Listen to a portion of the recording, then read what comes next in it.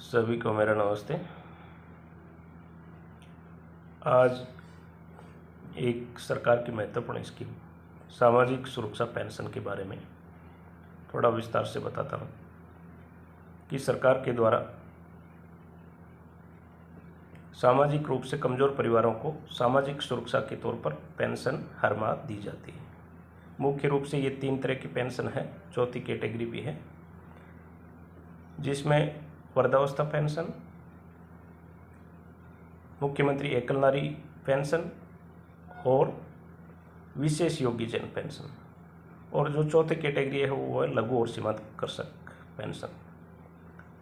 इन सभी में महत्वपूर्ण मुख्यमंत्री एकल नारी योजना के बारे में थोड़ा डिटेल से बताते हैं कि मुख्यमंत्री एकल नारी योजना के तहत 3 तरह की माताएं बहनें कवर होती हैं। विधवा माताएं, परित्यक्ता माताएं और तलाकशुदा माताएं।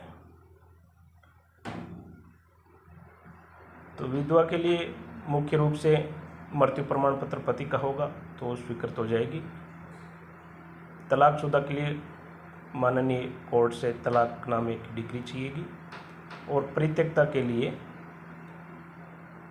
गांव के ग्राम विकास अधिकारी और पटवारी की संयुक्त रिपोर्ट के आधार पर माननीय उपखंड अधिकारी के द्वारा एक परित्यक्ता प्रमाण पत्र जारी किया जाता है।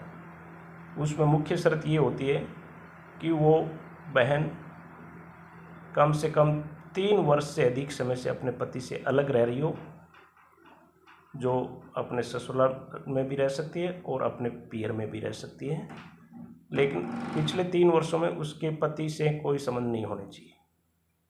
इसके आधार पर उसको परित्यक्ता प्रमाण पत्र जारी किया जाता है और उसी के आधार पर उसको परित्यक्ता पेंशन एकल नारी योजना के तहत दी जाती है। मेन बात यह है कि इस पेंशन के बारे में काफ़ी परिवारों को जानकारी नहीं है। आज के समय में समाज में हमारे सामने ये चीज़ आ रही है कि काफ़ी बहनें अपने पियर में पति से अलग रह रही है, यानी उनको छोड़ रखा है। तो इस तरह की महिलाओं की कोई सहारा नहीं होता है।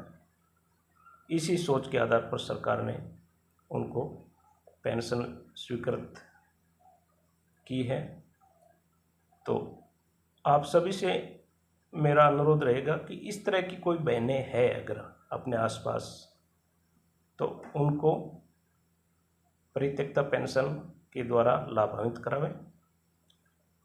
साथ ही अगर उनके बच्चे भी हैं तो उनको भी पालन नारी योजना के तहत कवर किया जाता है।